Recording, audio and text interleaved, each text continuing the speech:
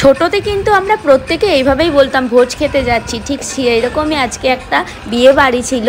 তো ছুটকি তোমাদেরকে বলেই দিয়েছে আজকে ভোজ খেতে যাচ্ছি। তো বিয়ে বাড়ি ঢুকতেই দেখছি খুব সুন্দর ডেকোরেশন হয়েছে, দেখো অসাধারণ লাগছিল ডেকোরেশনটা। এদিকে এই যে কোণে খুব মিষ্টি লাগছিল। তো তারপরে চলে গেলাম স্টলগুলোতে। তো গিয়েই দেখছি এই যে কাঠি কাবাব, তারপরে ছিল এইদিকে তোমার চিলি বেবিকর্ন ক্রিসপি যেটা।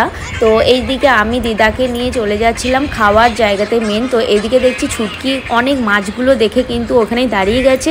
এই যে দিদাকে নিয়ে 3 তলাতে খেতে যাব বলে এখানে আমরা লিফটে দাঁড়িয়েছিলাম। তো এই যে খেতেও বসে গেছে, এই যে সবাই মিলে আমরা প্রত্যেকে খাওয়া দাওয়া করে নেওয়ার পরে চলে গেলাম নিচে। আবার এই যে যেহেতু লিফটে প্রচণ্ড ভিড় তাই দিদাকে সিঁড়ি দিয়েই নামাতে হলো।